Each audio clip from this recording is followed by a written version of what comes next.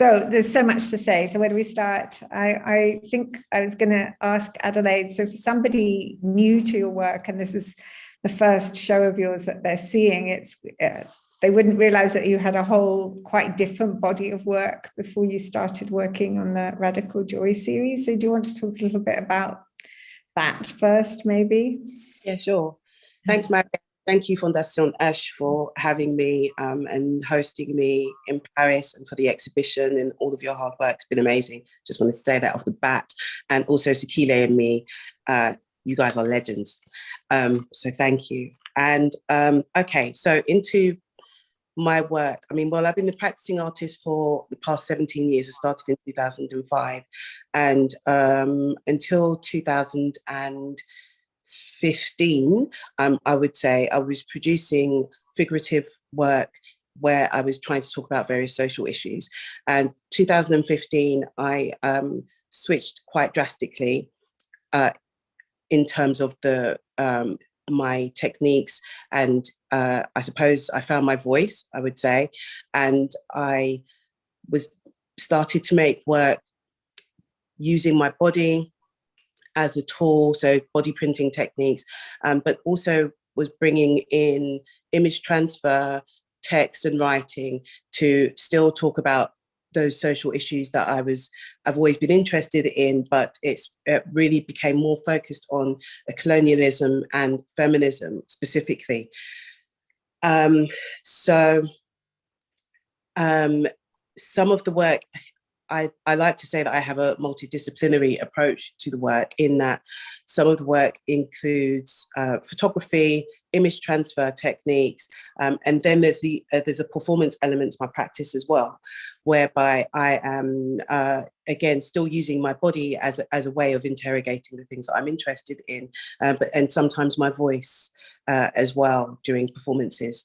So that's it in a nutshell, and I'd add to that also that the work previous to Mysteries of Desire and Radical Joy, the colour ways were very specific. So I would choose colours based on what it was that I was trying to say.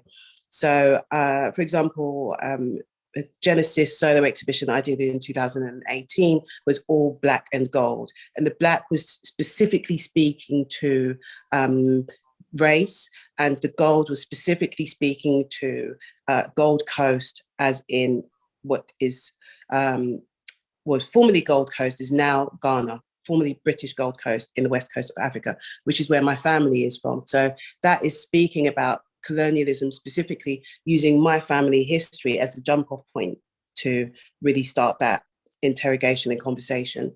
And other works like a performance piece, which is really where I suppose I started to see myself as a performance artist, in addition to what I currently do, was This Is Me, the Inconsistency of the Self, which was conversation with Eve Klein's anthropometry's performance. And there, that was obviously blue, because the anthropometries are international Klein blue. And so that was a feminist response to Klein's work. And then I've also engaged with Ana Mendietta's work, and there I was using black and gold again. And I've also used red in body print works, where I was speaking about blood and bloodlines, and also history, and also the violence of colonialism. So it ultimately depends on what it is that I'm trying to say. I've even used gunmetal pigment to speak about the violence of colonialism. So there's a lot going on in terms of different strands of work. And one thing we've spoken about before is the physical and mental toll that working with these really traumatic themes has on a person, on an artist, and how almost we take it for granted that a Black artist should be dealing with these themes, because without actually thinking, hang on a minute, when do you personally get the chance to heal? When do you personally get the chance to make work that is much more joyous? And it doesn't make it less valid because it's not, dealing with these heavy themes. So in a sense, if I'm right, the COVID pandemic created a kind of an enforced hiatus, really. Would you like to talk a bit about what happened for you in COVID? Yeah. I mean, the whole world came to a standstill, didn't it? And it forced everybody to really stand still and take stock. And so many bad things happened to so many people. We lost so many people. And I spent a lot of time, well, I spent the whole time by myself because I live on my own.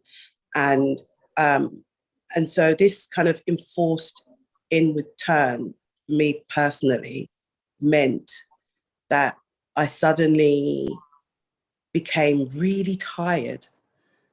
Because, you know, like, I suppose, you know, when you've been working really, really, really hard on something for a prolonged period of time, and it's like you're running on adrenaline or something, and you don't realize that you're actually kind of destroyed until you stop. And then all of a sudden, everything falls apart. It felt like that's what happened. So it started with suspected COVID right in March, because right up until that point, 2019 was an insane year for me. I had 10 performances. I was flying all over the place, exhibitions all over the place. And the end of 2019, I went to Oslo, I went to Accra in Ghana, and then beginning of 2020, I went to New York, and then to Morocco, and came back in February, and all of a sudden I was sick. I didn't know what it was at the time because we didn't know, the news wasn't out yet about this pandemic. And eventually I ended up really ill and calling 111 here in the UK, which is the emergency doctor service. And they said that I should just stay at home. This is despite the fact that I was having crushing chest pains and I felt like I was going to die. And I'm not someone who catches things. I'm not someone who really gets sick like that. So that was a really scary experience. Eventually, obviously recovered, but during that time, I was miserable. A lot of people were miserable. I was really miserable. My mum was here. She was sick. So many people around me seemed to be, people were just dying all over the place, and I was on my own. And so, like what I always tend to do, I mean, this art is my work, but it's also like a retreat for me. And where I live is kind of like a retreat as well. And so I went to the studio, I retreated to the studio, and initially just put up paintings that I had started working on a year or two prior for another project, which were really colourful. And I just put them up and just felt like I needed to surround myself in colour. And so I did that. And some of those, you know, I had the hot pinks and purples and blues and all of these colours that I don't ordinarily work with, but somehow made me feel better. And at the same time as doing that, I set up a couple of reading groups with some friends. Even though we weren't reading particularly joyous books, we were reading Franz Fanon. So we were still speaking about that, but that kind of sense of community on Zoom made me feel better, helped all of us to feel better, and provided a sense of comfort. And then slowly I just started to make these works. And in the midst of that, actually, there was another solo exhibition with Boogie Wall Gallery in London that was due to open that year, 2020, and we couldn't do it, so it had to go online. But for that, the gallerist asked me to make a performance piece when we came out of that first lockdown, right? And so for that specific time, I ended up making 10 quite small and really intimate pieces of work, which had the whole family focus, still speaking about colonialism, but in a really gentle, intimate way. And I ended up doing a performance where I was speaking as opposed to using my body in that very direct way, and used a ritual like a ritual that I had made up, but infused elements of my heritage into that ritual. And that was kind of like a cleansing kind of thing, which was really nice and healing. And then, then I just really threw myself into making these body print works where I wasn't thinking about colonialism, and I wasn't thinking about feminism or violence against women or anything like that. I wasn't thinking, I was just making, and it was very intuitive. And then it just so happened that I connected with Sekile of Sekile and Me Gallery, and she said, "What are you working on right now, Adelaide?" So I'm not really working, I'm just making stuff. She said, "Let's have a look." So I showed her. She's like, "Oh, I really like them. I'd like to show them." And I was like, well, that wasn't really my intention. You know, it wasn't really my intention. I wasn't really making it for anyone. But then I don't know. It just, the more we talked about it, the more it made sense. And alongside all of that, over the past couple of years, I've also thrown myself into writing poetry. And poetry is something that I've kind of done on and off since I was a child, but I've never really taken it seriously because I don't consider myself to be a poet. I don't consider myself to be a particularly good writer. So it's something I don't show people. I just kind of write and I journal and all of that. And so it was that during that process that I realized that this is like a break, it's like a rest. And it made sense to put it all together in the way that it ended up coming together. And there was something, I'd love to see your poetry, they're saying. See, everyone wants to see your poetry. Not going to happen. Are we allowed to ask you a little bit, there is a little bit of context around your poetry that you haven't quite divulged, I think. Yeah. You're allowed to I'm allowed to press you on the inspiration, let's say, for some of that poetry.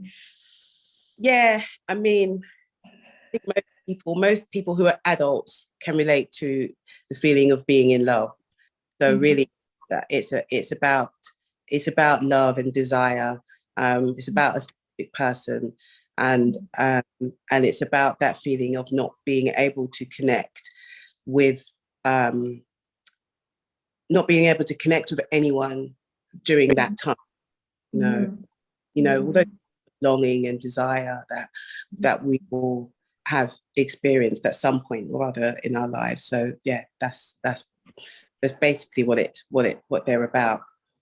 Yeah, and some of them are quite explicit, just in terms of the titles and some of the text. And but I really loved the fact that you are a woman artist actually articulating that, because we've had just years and years of male desire when it comes to art, and not much in terms of the other way around. I was looking today at paintings by Pauline Botti in the 60s, and certainly she's been quite explicit, but that's 1960s and not much since.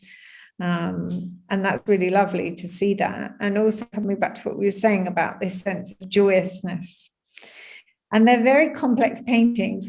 The other artists that I know you've looked at in quite a detailed way is David Hammons and his technique. And you haven't just copied his technique, you've kind of used it as a starting point. And it seems that this body of work, you've just experimented with more textiles, more everything, more layers. So some of these pieces, I think, are very layered. Is that right? If you could tell us a bit about your process. Yeah. So David Hammons, quite famous for his body print works. I think that he did between the 70s and the 80s. And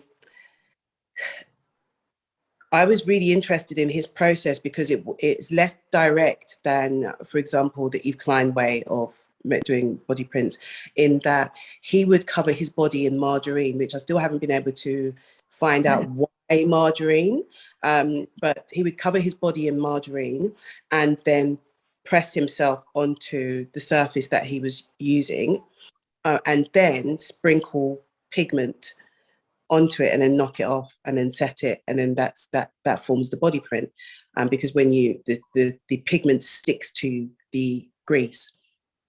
And if you've ever seen any of David Hammond's body print works, they are exquisitely done, and they are very precise, and he uses them to speak about Blackness, and they're very, very political, and so so I started off using, but instead of margarine I used shea butter. So I started off using that same kind of direct technique, and so my Genesis works, for example, from 2018, it's like just most of the time 1, if not 2 layers, and that's it. And then I made another series of work where I was using this gorgeous paper that I love, this khadi paper, which is made in India, really quite thick paper. And I was invited to participate in a specific exhibition, and by our fellow infem, Rebecca Fontaine-Moore. I ended up it kind of happened by accident, whereby I did a body print with red pigment using that same technique. But instead of it being on white paper, I decided that I wanted to dye the paper and have that to start as the starting point. So I dyed the paper red and then went over it again with that body print. But I decided to layer them. So instead of it just being one body print, I would set it and then soak the paper, and then add ink over the top of that, and then do another body print on top of that, set it. So it's like layers and layers and layers and layers and layers like that. And there's a very specific way that I have, kind of using various experiments, kind of evolved this way of working, such that once it goes past a certain point, the paper starts to change, the quality of the paper starts to change, and it gets thicker, and it gets heavier, because you've got all of this pigment and ink layered in there, and so it kind of seeps through to the other side, and I really like that effect. And so in Mysteries of Desire, in Radical Joy, it was just that, it was the layers of pigment and ink. And with Mysteries of Desire, added in layers of writing, text, so some of the lines from some of those poems. And then I've also used bits of lace, because, and I always end up doing this, I found some old lace in my old studio, and I've used it a few times in different work, but I will find things, I'm never quite sure what I'm going to do with them, so they stay in a corner of the studio somewhere. And then with this, I started thinking about, because I was wearing underwear as I was in the process of making the work, and obviously thinking about desire and all of that, and how lacy kind of underwear, it kind of connects with all of that. And so I started using these bits of French lace in the work, but not just sticking the lace in it. Soak the lace in the shea butter and use that as a printing tool, effectively, to bring in these kind of other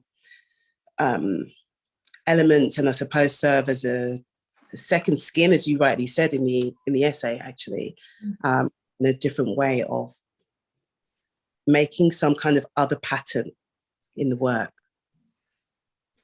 And often, I think you were saying quite intuitively as well, not all, you were discovering things as you went along with the process, that they're just incredibly complex pieces of work. And I think I'm right saying this is the first time they've been exhibited that we could see some of the backs of them. Yeah. Which is a different experience again, so it's really nice. So for those who didn't, we weren't very clear that Radical Joy is like the big set, let's say, the big family, and Mysteries of Desire, which was, we called it like a chapter, didn't we? You're referring to them as chapters. This body of work has grown out of that original smaller chapter of Mysteries of Desire. And I think you were saying you don't really see a finite end to it, that this is a body of work that you could imagine that you'd keep coming back to in between, going back to your colonial work, because there's still so much to explore. And we were also talking about the importance of Audre Lorde, of course, and her writings. So would you like to, because obviously you'd read her prior to making this body of work, but you came back to her, didn't you, in lockdown? Yeah, so Audre Lorde, I mean, this particular essay is called The Uses of the Erotic as Power. And this is an essay that I have gone back to over and over and over again. I've lost count of the number of times that I've read it.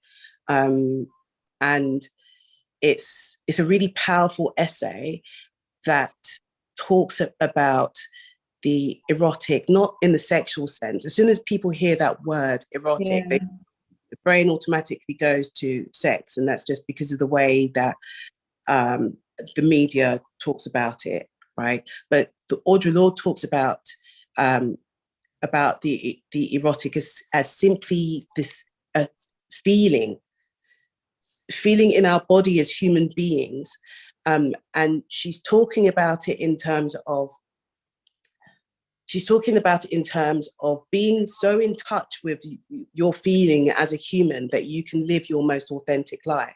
Mm. And she says that if you are really fully in touch with that part of yourself, which kind of guides you and guides your decision making, right, so that you end up experiencing the most joy and satisfaction that you can in your life, and whatever it is that you're doing, whether it is your relationship with your children, your relationship with your husband or wife, your relationship with your friends, or going out clubbing, or reading a book, or making artwork, or growing something in the soil, whatever that thing is, if you really fully put yourself into it, and you can experience pure joy and satisfaction, then why would you do anything else but live the most authentic life that you can live? Why would you not make decisions based on that feeling? That's what that thing is, that feeling of connection, right? Why would you do anything other than that?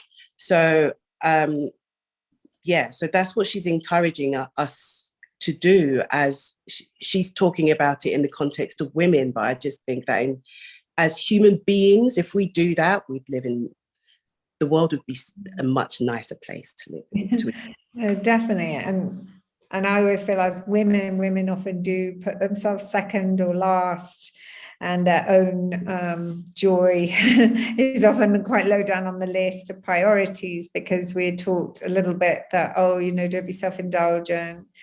And she's saying really that it's not a luxury. It shouldn't be seen, joy shouldn't be seen as a luxury. It's an absolute necessity, and it's a way of healing yourself. And if you're not yourself healed and joyous, what are you transmitting to anybody else apart from anything else?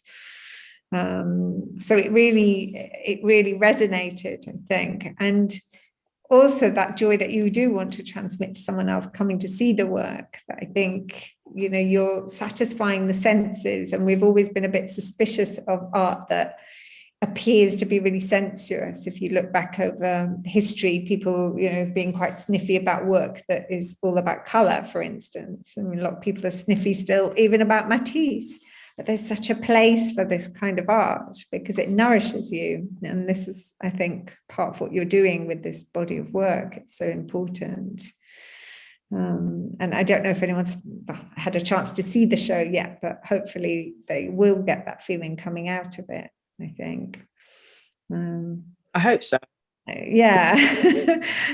And I wondered if you could feel the palpable difference when you were making it because obviously physically the process, even if mentally you're not, thinking about trauma in the way that your other works were, but physically it's still quite a physical process making these body prints. It's exhausting. But did it feel different when you were making them? Did it feel more? Yeah, definitely. Definitely. Making this work, I was in the studio with music on, like, and the process of making the work, like I say, it's an intuitive process, in that I don't decide, oh, this is where I'm going to place my body because I want it to look like this in the end. It looks like how it looks in the end. There's no preconceived notion of how it's going to look. I have no idea how it's going to end up. But in the process of the making, I'm really in the moment and just enjoying the process of the making. I'll have music on, and I will sit and look at a work or at a blank piece of paper before I've started making it. And then it's like it directs me where to put myself. It's like the image starts to, it's like it appears in my mind's eye, and then I know, okay, this is what I have to do. That process is magical. It's like this alchemical thing. And so going through the work in that way is fun. It's just fun. And I'm really in my body, like I'm really present in the moment. And it's like, yeah, it's a sensual experience. And Adelaide's quite nocturnal, let's just say. She's the only one I checks at 4 a.m. and I'm thinking, she hasn't just got up, she's still working through the night. So there's something very focused about that as well, though, because you haven't got all the usual distractions of the daytime. And there's some really interesting formats that you've chosen as well for this body of work. So the tondi, for instance, was quite unusual for you, that you've obviously the triptych, all those connotations, but also there's tondin, the links to the moon, and there is this mystical side, and some of the titles as well, they're very poetic, beautiful titles that you've chosen. So the whole thing has this very lyrical, poetic feel. So I don't feel that your poetry is too far away. You've hidden it you haven't hidden it completely, you haven't obscured it completely. Not like so. Okay, well, with the titles, the titles are specific lines from poems that I've written, and those lines I'm happy to share because I like them, and they work as well. And in terms of the tondi and the triptych, I think there's something quite. Well, I was raised Roman Catholic. I went to Catholic school, and so there's something quite interesting for me in terms of that juxtaposition of Christian iconography and the body, and specifically my body, right, and a woman's body, full stop, and thinking about all of these themes. And also I think there's kind of something kind of a bit mischievous and naughty about that. Yeah, because often they used, you think of Francis Bacon, and it's so, again, it's the pain, it's the suffering, it's the crucifixion. And actually, I guess there is another side to all of that religious iconography, which is there is also supposed to be some joy, some love, some charity, and it's quite nice to bring that out. And as you say, yes, something a little bit transgressive as well about the naked female body not being seen in this negative way, but actually being celebrated. You're not, not just Eve or Delilah or any of these figures, but going back to almost a more pagan mythology as well, where these figures were celebrated exactly, for their sensuality. Yes. So that's really nice. Yeah, exactly, sort of demonized. Yes, exactly. So there's so much going on there that often, as you say, it comes to you later when you're looking at it, when you're thinking about it, what you've done. And the color palette as well, because you've said those hot pinks, and that was very interesting to me, that prior to that you'd worked with these materials which are more obviously expensive. Like I can look and I know that gold leaf is expensive. And you were saying to me, this hot pink is actually really a really expensive pigment. So you're turning that whole lapis blue, you know, the International Klein blue that was Yves Klein's signature color. And you're saying, actually, I'm going to take this pink and make that a signature color.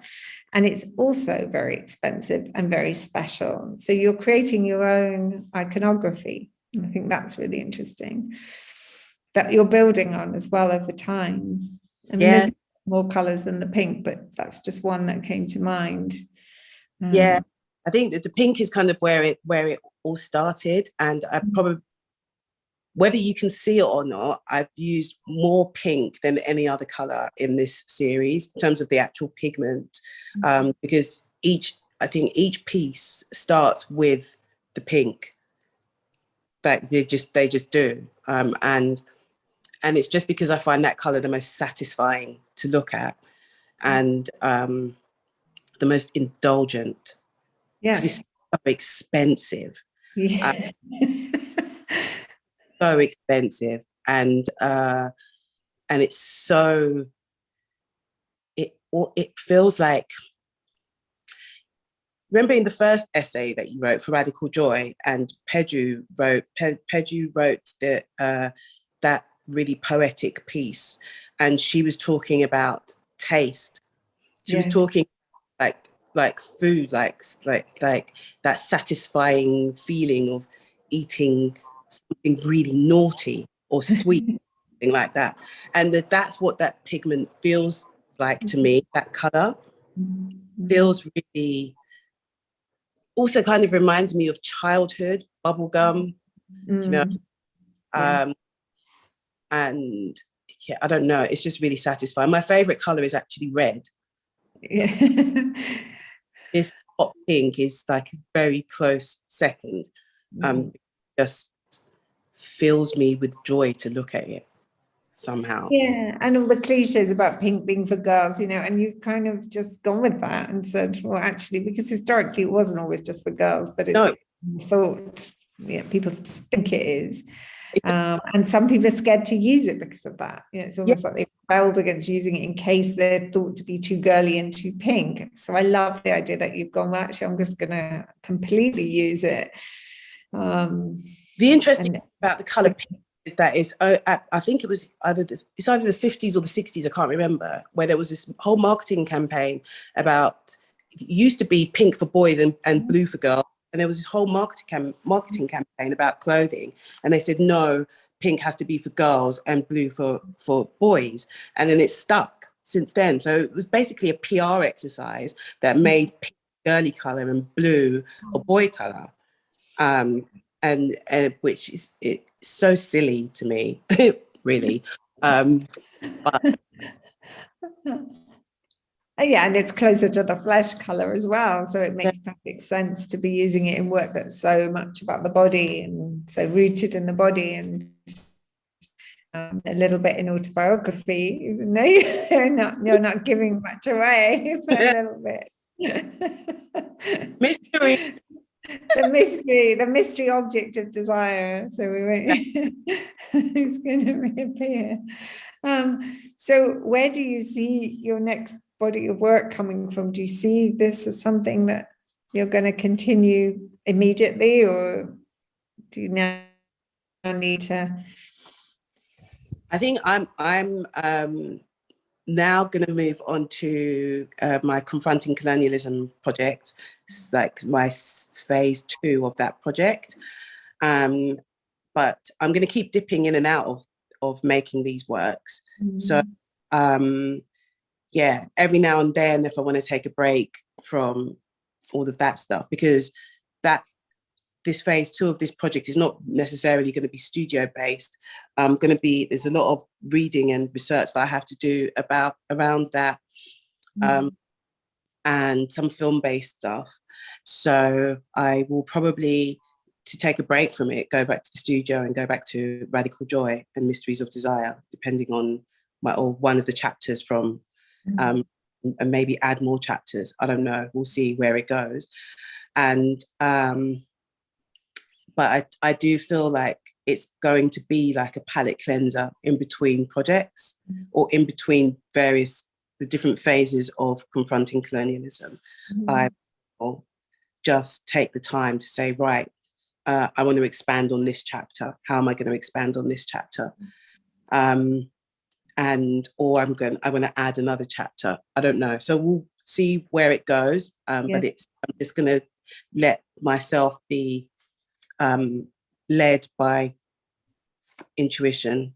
And presumably you'll take some of the new knowledge you have around processes into your other work, or not? Yeah. Definitely. So definitely. it will change. It will have changed your other work. Yeah, 100%. Like the way that I have taken it with the layering, and especially with the text and the use of the other materials to do the imprints, I think is going to have a big impact on some of the other work. And I can see I've already got ideas of how that will bleed across into like my cyanotypes, for example. So some of the cyanotypes, I do have some body prints on there.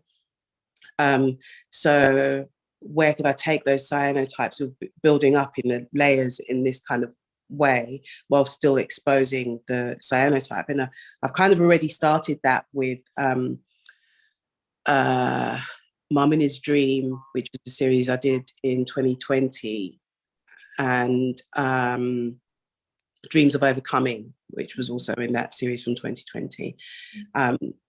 So I kind of started that, but it was only like 2 or 3 layers of treatment of the paper before then doing the cyanotype and then another body print over the top of that. So yeah, it'd be interesting to combine the techniques and see where those things go. So yeah, they're going to be bleeding across, which is... There are I'm just checking because there's quite a few questions in the chat. This is a good one. Why does exhibiting in Paris seem to be an obvious choice for you? How would you explain it? Well, we always say Paris is such the city of all some of your favorite poets, and we just associate it with desire, don't we, really? But you answer, Adelaide. Everything said, and I mean, Yves Klein, the obvious thing, because that's where I started even though my first performance was actually way back in 2009, which was a performance of poetry, and then I did another one in 2013 with another artist I was working with, but not in this way. So this way of performing with that started in 2017, started with that Yves Klein performance, and I've done that performance in Paris as well at another museum. And then my reading of Bataille's erotism in relation to this series of work makes sense, which I've got it. And then I think Audre Lorde spent some time in Paris. Yes, she did. Yeah. So there are a lot of roads from my philosophical thinking, art making practice, performance practice, which lead to Paris, and just makes sense. So it's serendipitous that this opportunity and relationship came up.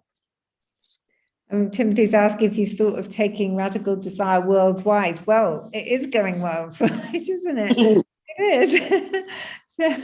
So there will be it'll be part of a show, hopefully in Berlin in September, opening in I think the 8th of September, as part of a collaboration with House Mitte and an Infem show. And then I don't know if anything else you want to share. No, go ahead. Where where else your work is going, because I don't know if it's common knowledge yet, or maybe not yet, but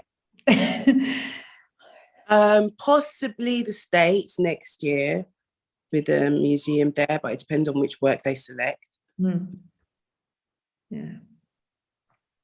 But yes, I'm sure. And there's a very good question as well from Margot, because it's exactly the question that I remember asking you. There's several parts to it, but one part I'd asked you was, how do you know when the work is finished and ready to be seen? And Margot was also asking, could you explain a little the obsessive repetitive process in your work? Why is it so important? Good questions. Great questions. So in terms of how I know when the work is ready to be seen, I don't know how I know, I just know. She said that to me, I just know. Weird, because it's this, the whole process of the making of the work involves the layering of the work, and then the final step on that session is to hang the work. I've got this hanging rack in my studio. It's to hang the work and let it drip, and it has to dry overnight. Well, over the day, because I usually finish work at about 5 o'clock in the morning, and then go back later on in the day and look at it, and then the work tells me when it's finished. I look at it and I go, aha, it's done. It's just a feeling. So there isn't it's just a feeling. They just feel complete when they feel complete. And if they don't feel complete, then they're not getting shown. Yes, exactly. You're not showing everything that, you reject works as well. And Mary's asking, in some ways your recent work seems quite figurative, but do you see it as abstract? To be honest, I try to abstain from categorization of the work, because I try to abstain from categorization. Obviously, the art world is going to want to categorize and put things into boxes so that it's easy to identify and easy to curate, I suppose. But for me personally, I try to abstain from categorizing the work, because I feel like it kind of limits my thinking of where I could, because if I was to say, oh, this is I don't know, the way that my brain works, if I was to say specifically my work is figurative, then it would be difficult for me to expand it somewhere else if I get some random idea where I want to take it. So I don't know what it is. It just is. It is, and people are going to define it how they're going to define it. So you may see it as figurative. Somebody else may see it as that these are kind of abstracted forms, because turn it this way. And a lot of the time with these works, there is no right way up necessarily. Yes, that's fascinating. So, because some of them, when we were installing, there was one work specifically where we were saying, does it look better this way up or this way up? And if you turn it, all of a sudden you can see the figure, you can see the face, you can see a breast, you can see an arm, you can see a thigh. You turn it another way and it looks like a landscape. You turn it another way and you can't work out what the hell it is. It just looks interesting, right? So so it depends on how you're looking at it, and it depends on the person who's looking at it. Well, Alina, thank you. Is there a difference and or overlap between your performative work and the private rituals that you develop, and do they feel different? Well, that's a good question as well. Interesting.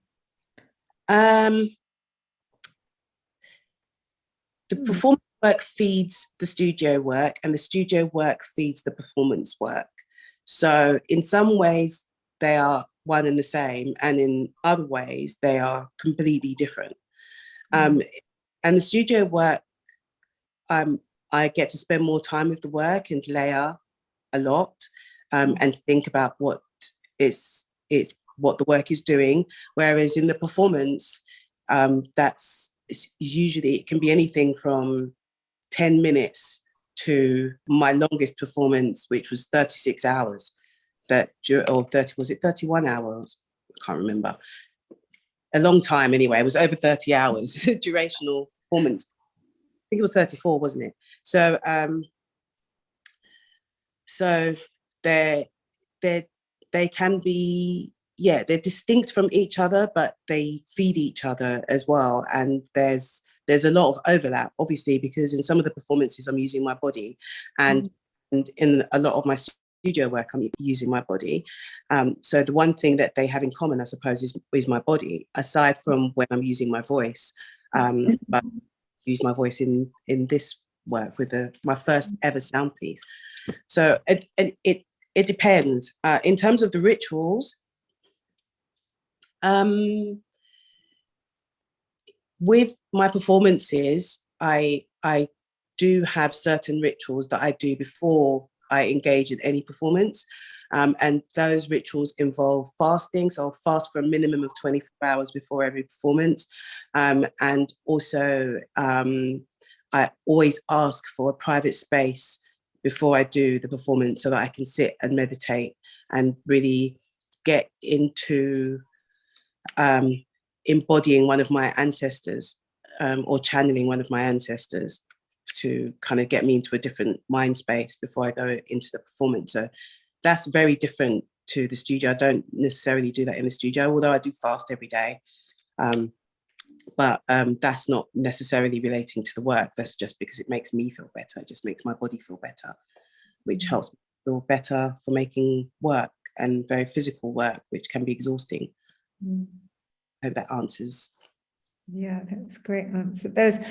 I also really loved watching the film that you made as part of that NFT project for Carolina Herrera, because that's something else that would be really lovely to see to see the making of some of these prints, because you see the final thing and we aren't privy often to the performance itself that goes into the making of the process. So is that something you might develop in future, or? No, no, not for this, but that's only because, okay, so for the Carolina Herrera piece, I'm completely covered in gold paint. What this particular work that I'm making in the studio, I'm using shea butter, so I'm naked, and yeah, nobody you wouldn't want, yes. see that unnecessary. Fair enough. That was really an artwork. I mean, I think that was an artwork in itself, because also it was filmed in a very professional way. It was documented. It was a proper thing in its own right. So it is a very different thing. Yes. Okay. We won't demand you strip naked. I don't know if anyone else had any more thoughts or questions. You've got to go see the work. Yeah. I mean, I wouldn't mind talking about the sound piece. Yes, I was gonna, well, yeah, we gave you the half opening. Go for it, because this is very different to anything you've done before. Yeah. What to say? I am very lucky in that I got to work with the sound artist Peter Ajay last year to make a sound piece for an installation I did with Signature African Art Gallery in London.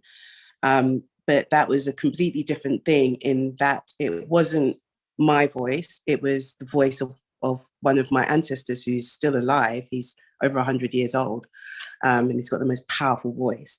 And that was, again, more about colonialism. It was about the Second World War. And he made this amazing sound piece. And I've always imagined doing something with my voice on a sound piece. And I plan to do something again with David. But for this, I think I had a conversation with Sekile, actually, where I'd said that I imagined doing some kind of sound piece relating to radical joy. And I don't know, the inspiration came to me actually in Paris when I got to Paris. So I got to Paris on Sunday the 8th. The exhibition was opening on Thursday the 12th of last month. And on Sunday the 8th, I had a dream about this sound piece. And I came in and I recorded something rough, and I played it to Margot and Marie. And I said, what do you think? and they said, yeah, it's good, but we need to get you like a microphone because it was getting feedback.